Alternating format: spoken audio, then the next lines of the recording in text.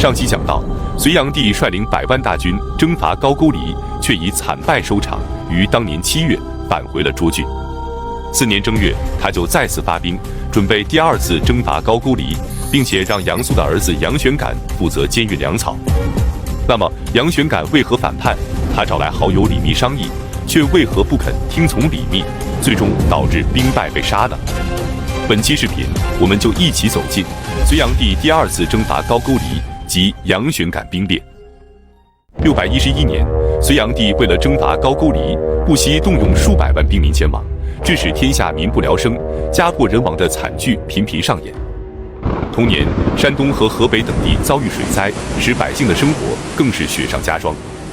于是，齐郡邹平县的农民王勃便在隋炀帝首次出兵前聚众起兵，占据了长白山，即今天邹平市和章丘区的交界处。众多躲避徭役的百姓便纷纷加入。随后，平原县的刘霸道、舒县的张金称、张南的孙安祖和窦建德，以及渤海的高士达、瓦岗寨的翟让、章丘的杜伏威等人也相继起兵，其余的小股武装更是数不胜数。但是，隋炀帝对他们的反抗视若无睹，依然率领100万大军出征。即使首次征伐失败后，也没有立即派兵镇压，而是紧锣密鼓地筹备第2次出征，并将督运粮草的重任交给了杨玄感。杨玄感是杨素的嫡长子，凭借父亲的功勋被授予柱国，任礼部尚书。杨素病逝后，他继承了父亲楚国公的爵位，但是由于声名过盛，受到了隋炀帝的猜忌，内心倍感不安。为了能在军中任职，他对兵部尚书段文振说：“我家世代蒙受皇恩，如果我不能建功立业，怎能心安理得地享受这份恩德呢？但凡边疆发生战事，我定要执鞭于战阵之中，冲锋陷阵，民工主管兵籍之事，所以我就斗胆向您表达心声。”段文振将此话告诉隋炀帝后，隋炀帝非常高兴，并对杨玄感加以重用。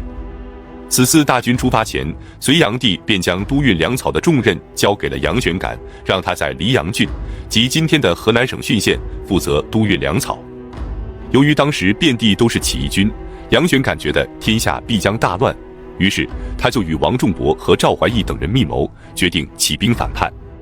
他故意拖延军粮，导致前线军粮吃紧。隋炀帝派人前来催促，他就以水路沿途的叛贼众多为由来搪塞。同时，他秘密召回跟随隋炀帝出征的2个弟弟杨玄纵和杨万硕。为了能名正言顺地调动周边郡县的隋军，他派遣家奴假扮成从东方而来的使者，谎称说水军统领来护尔因为失妻起兵叛乱了。接着，他立即给周边郡县发送文书，以讨伐来护尔为名，让他们发兵前来相会。同时，派人前往长安，将好友李密召来商议。李密的曾祖父李泌是西魏的8柱国之一，祖父李曜是北周的太保，父亲李宽是隋朝的上柱国。父亲去世后，他承袭了父亲蒲山郡公的爵位。年轻的时候，他被任命为东宫牵牛备身，即宫中的禁卫武官。有一次，隋炀帝在一卫之中看了他一眼，便对宇文述说：“此人顾盼的神态很不寻常，就别让他在宫里担任宿卫了。”宇文述便找来李密，告诉他说：“贤弟你天资聪慧，完全可以凭借才学博得官职，牵牛备身只是个琐碎的差事，并不是培养贤才的地方啊。”李密听后了然于胸，立即以生病为由辞官，专心在家钻研学问。他擅长谋划，而且志向远大，常以救世济民为己任。回家后，他就散发家产，救济亲朋好友，并且收养门客，礼遇贤才。有一次，他骑着黄牛去拜访友人，一手握着缰绳，一手翻阅汉书，恰好被杨素遇到。杨素与他交谈后，对他颇有好感，并让自己的儿子杨玄感向他学习。从此，2人便结下了深厚的友谊。因此，杨玄感起兵后，立即派人前往长安，请来了自己的好友李密商议。李密到达后，给杨玄感献上了3条计策。上策是立即派兵占据涿郡，扼守榆关，将隋军主力挡在关外，切断隋炀帝的退路，然后向南传檄天下，则天下可定。中策则是向西攻占长安，占据关中之地，利用潼关天险与隋炀帝对抗，然后逐渐东扩，消灭大隋王朝。至于下策是就近攻打东都洛阳。然而杨玄感却说：“我认为你所说的下策才是真正的上策。现在朝臣的家属都在洛阳，只有攻下洛阳才能扩大影响。而你的上策和中策是迅速攻打涿郡或长安，那么沿途的城镇都不攻打，还怎么显示我们的威力呢？”于是他采用李密的下策，立即从黎阳起兵，率领不足万人的大军，兵分两路，准备突袭东都洛阳。一路由弟弟杨基善率领3000人，沿着洛水西进；一路由弟弟杨玄挺为先锋，从白司马坂翻越邙山，从东北方向进攻洛阳。然而大军行进到半路的时候，他任命的怀州刺史唐一就偷偷地溜走了，并且前往洛阳城告发了他们的叛乱之事。东都留守樊子盖得知后非常惶恐，立即调兵开始布防。他派遣达西善义率领5000人阻击杨基善，派遣裴弘策率领8000人阻击杨玄挺。达西善义的大军出城时就怀有畏惧之心，他们到达汉王寺的时候，与杨基善的大军相遇，还未等到交战，随军就丢盔弃甲地逃走了。杨玄感的大军便顺利地到达了上东门，隋朝的时候称其为上春门。再来看裴弘策的大军，他率部到达白司马坂的时候，迎面遇到了杨玄挺的大军，于是两军立即展开激战，结果隋军大败，后退了3-4里。之后裴弘策收集残兵，准备与杨玄挺再次交战。然而杨玄挺并没有趁胜追击隋军，而是慢慢悠悠地赶来，到达战场后命令将士们就地坐下休息，并没有作战的打算。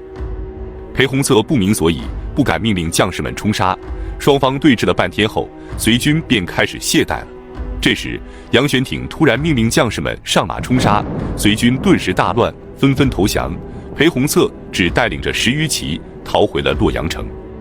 杨玄感的2路大军便在上春门顺利地会师了。这时杨玄感对洛阳的百姓们说：“我身为上柱国，家财万贯，到了既富且贵的地步，我之所以不顾破家灭族的风险起义，只是为了推翻暴隋，解民于倒悬。”百姓们听后深受感动，纷纷前来投军，每天都有上千人。不久，杨玄感的大军便扩充到了10余万人。这时杨玄感更加深信自己将李密的下策当成上策是明智之举，并开始疏远李密。俘虏了隋朝的内史舍人韦福嗣之后，连机要事务也不再让李密撰写，而是全权交给了韦福嗣。不久之后，左武卫大将军李子雄犯法被捕，准备押往隋炀帝的行宫，却在半路上杀掉押送的官员逃跑，投降了杨玄感，并且劝说杨玄感立即称帝。杨玄感非常高兴，连忙征求李密的意见，李密却回复他说：“秦朝末年的时候，陈胜想要称王，张耳因为劝阻被陈胜赶走；东汉末年的时候，曹操想让汉献帝赐给他九锡，荀彧因为劝阻而被曹操疏远。如果我今天说实话，恐怕会走张耳和荀彧的老路；如果阿谀奉承你，却不是我的本意。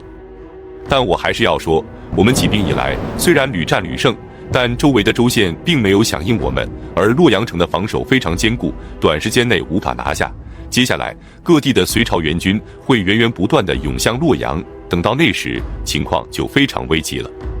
所以我们应该放弃洛阳，尽快去平定关中，而不是急于称帝，让天下人都认为你气量狭小。”杨玄感听后非常扫兴，无奈地笑了笑，便离开了。接着他命令各军继续攻打洛阳城。洛阳城的守军非常惶恐，樊子盖为了打消隋军的退缩心态，立即下令处死了战败的裴弘策，组织将士们奋命守城，双方便在洛阳城下展开了长久的对峙。